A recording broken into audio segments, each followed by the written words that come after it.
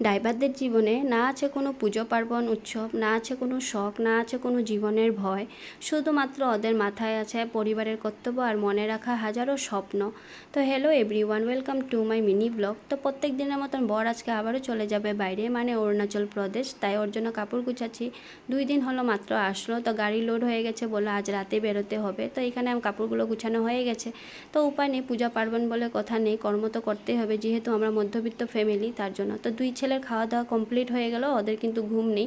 তো বরের জন্য কাপড়গুলো গুছানো হয়ে গেছে। আর পাহাড় এলাকা অনেক ঠান্ডা থাকে, বললাম সোয়েটারটা নিয়ে যেতে, কিন্তু লাগবে না বললো।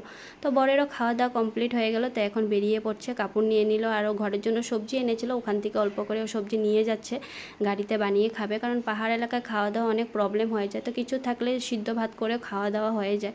তো এখন বাজে প্রায় রাত 12টা, তো এখন চলে যাচ্ছে।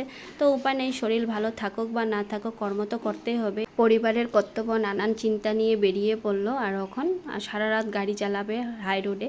তো এইটা একটা টেনশন থাকে, আমারও টেনশন হয়ে যায় যে ভালো মতন ঠিকভাবে ওখানে গিয়ে পৌঁছলো কি না। তো ও চলে গেল, আমিও চলে আসলাম ঘরে। তো ভিডিওটা এখানেই।